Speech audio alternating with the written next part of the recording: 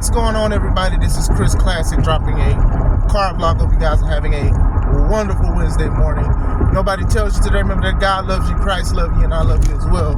I'm praying that those who are seeking God and Christ to continue to do it through trials and tribulations, and realize that unfortunately pain is going to happen. People are going to pray for your downfall. They're going to pray on you. They're going to mock who you believe and who you follow.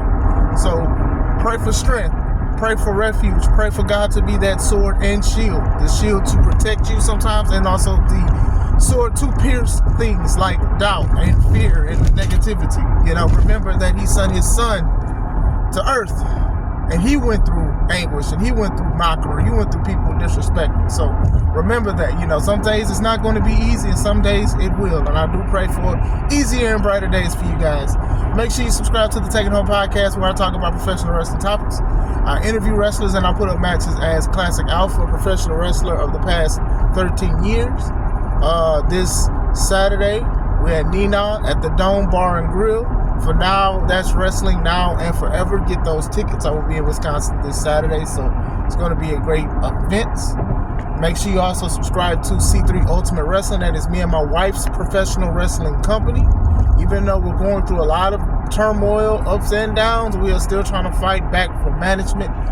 But in the meantime, May 3rd is Press Start 3, Dyer, Indiana, Harold's private venue. Get your tickets on Eventbrite. So if you are in the Midwest, you are in Chicago, you are somewhere in Indiana, you are in Hammond, you are in the state line, Chicago Heights.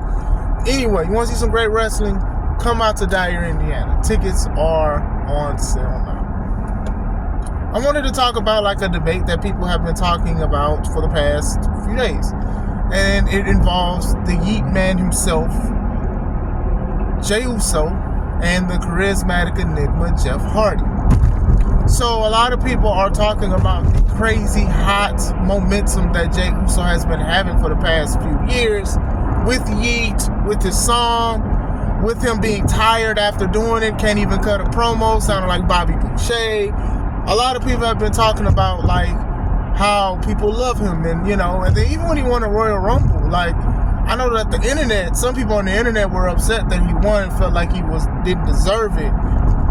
But then on Raw the next day, he comes out and people were singing his song and they were screaming. They played the song back. He had emotion. People said that he deserved it. He deserves it. So it's just like, this is why I'll be like, hey, you can have your opinion on the internet.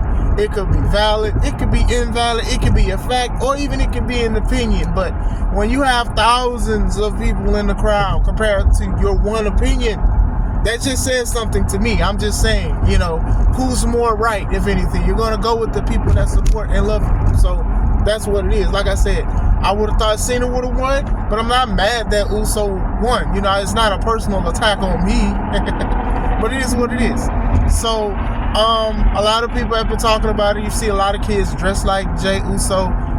My daughter, who is 4, we was watching some stuff, and then as soon as Jey Uso was talking, the people started saying yeet. She was yeeting too. She said yeet, yeet, yeet. When he said ooh, she said the soul. So it's like, you know, she likes him. You know what I'm saying? So you better watch it, Jay. But still, those are things that like kids are big fans of wrestlers too. And just because you're older, you may feel like you know a lot about the business and you may have known when this person starts. It doesn't make you more of a fan. It may make you have like more context of what the person is or the history, but some people are not interested in that. They're just interested in seeing great wrestlers and great characters and stuff and personas, and that's something that Jey Uso has been holding down for the past few years. So a lot of people have compared him to Jeff Hardy. Now, Jeff Hardy of the Hardy Boys, considered one of the greatest tag teams of all time. Jeff Hardy was a lot of people's favorite wrestler at one point. Outside of the Hardys being people's favorite tag team, like when he did his singles run, a lot of people loved him. They liked what he represented because he wasn't that old strict uniform style wrestler or whatever like that. Sort of like even how Stone Cold came out a little bit, being a, you know, the brawler, drinking beer, middle fingers to the establishment and stuff. Jeff Hardy had his own way, rainbow hair. They called him Rainbow Hair Warrior before. The tattoos, the little jig that he do. So when you get jumped and you do the jig, you're gonna get beat up more because he got to do his little dance. So a lot of people have compared both of them because both of these guys were very loved and still very loved. So, you know, people love to see the Hardys on TNA.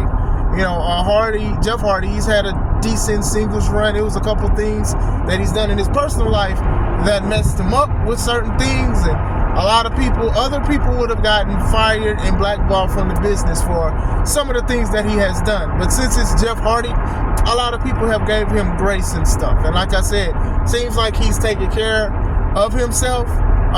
You know, some people are more graceful to others and stuff. And I know one of the Usos did some stuff, and you know, like I said, to turn it around and do great is always a wonderful thing.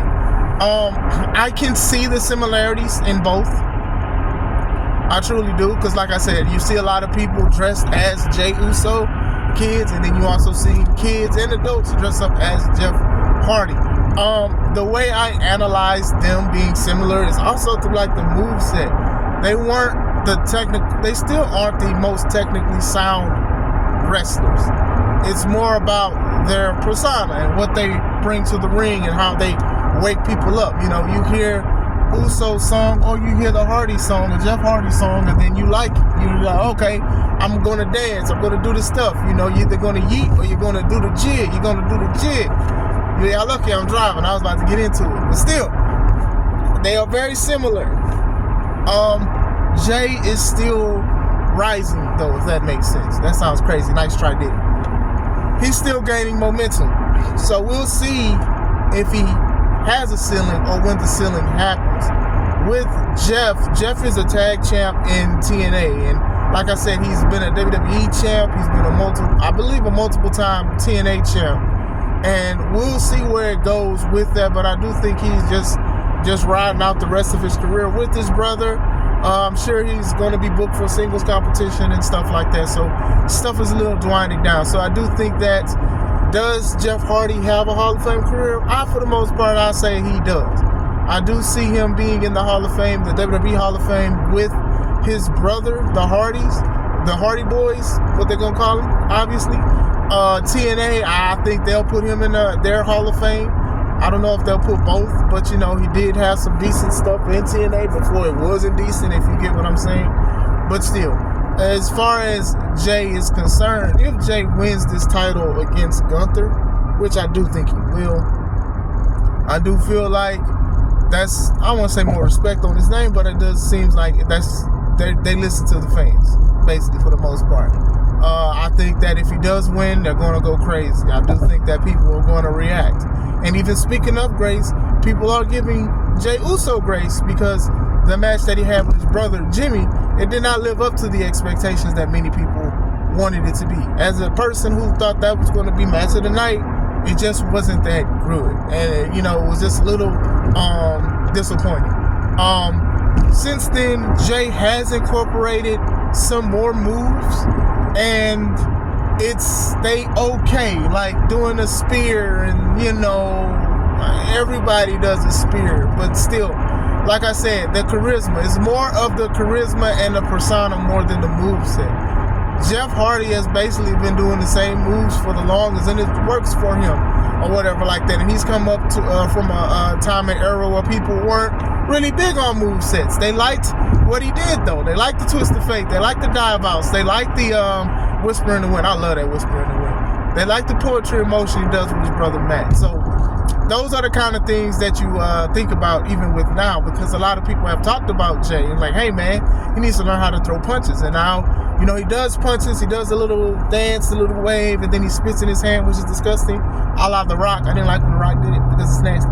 But still, he did it. So I'm curious to see. I do think that him and Gunther will have another great match. I thought their match they had at the main event was decent, but we knew what was going to happen. Now it feels like we know what's going to happen here. I do see the similarities. Like I said, the sky's the limit for Jey Uso. Like I said, I do think he will have his WrestleMania moments. Very divisive on the internet about the situation, because they're like, hey, you've had your chance multiple times, because he has challenged for the heavyweight title multiple times against other guys, Damian Priest and stuff like that. Like he has, but still, this is part of his story of, always being knocked down and then getting back up. I mean, that's just a part of life, right? Sometimes you do get knocked down. Sometimes you get close to your goal, or you get close to where you want to be, then something happens, a mishap between you or somebody try to keep you down. It's like a life lesson. I mean, wrestling can be very fun when it comes to stories and stuff, instead of, okay, my favorite wrestler didn't win. And don't get me wrong, I have a lot of wrestlers that I consider great, and I'll be like, hey, they need to be this and they need to be that. But at the same time, sometimes just sitting back and enjoying something is great. Sami Zayn last year is a good example of that, of when he was challenging Gunther. Like, nobody was beating Gunther at the time, which is ironic because Gunther is the champ now, and seems like they're going down a similar path, but in a different way, if that makes sense. But still, Sammy, couldn't beat Gunther and stuff like that, and was taking some L's and all of that stuff. And, when they started with the Rocky 3 thing of, I can't beat him and blah, blah, blah. And family was there, Kev was there, give him a hug and support. And then he just took everything that Gunther threw at him. And then eventually overcame, and he won the Intercontinental Championship. So it could be a similar thing. Could you say it's copy and paste? Sure, but still, I think Uso has his own flavoring to make the story taste different. As far as Jeff is concerned, like I said, Jeff in WWE, when they started giving him the singles run, it was just like the biggest thing to people, because people love Jeff Hardy. Like, to be honest, as a wrestler, when fans my age or older, when they say like their favorite match, or when they started watching wrestling, was the Hardy Boys versus Edge and Christian versus the Dudley Boys in that TLC match, that does say something to some of us, but not all of us, because as great as that match was, it wasn't like a technical match. It was like, hey, tables, ladders, and chairs, and great match indeed, but sometimes it does say certain things. When people say like they are, Jeff is like their favorite wrestler, we do understand they love more of the character than the moveset. Now, like I said, I do love me a good Whisper in the Wind, and I do love me a good Swanton Bomb, even though sometimes, man, he was in pain and he didn't connect it correctly. He was doing a Wonton Bomb, like landing straight back on people, and people probably was like, hey, that's fine, you're Jeff Hardy. Nah, man, get your big self off me like that, bro. That move ain't supposed to be no Wonton Bomb. You should have gave me shrimp fried rice, bro. But anyway, still, move set wise, it was only a few things, but the few things he did, it got the crowd behind. Most people saying wrestling is less is more. He would try technical stuff, but it'll look out of place. Like, I know he would try to do that stuff in basically the latter years, and it didn't work. Even between him and his brother, I always thought his brother was the better actual wrestler. It's just that the persona that Jeff Hardy had, the people liked him, the sleeker look, smaller frame, the tattoos, and all of that stuff. Matt always had the Hot Topic shirt with the sleeves and stuff, and I am happy, sidebar, that Matt found his own niche and found his own popularity outside of, from his brother, with the Delete and the Woken and the Broken Matt Hardy. That was so crazy. People bought shirts, people loved it. Delete. People are still doing that. So I do want to say and commend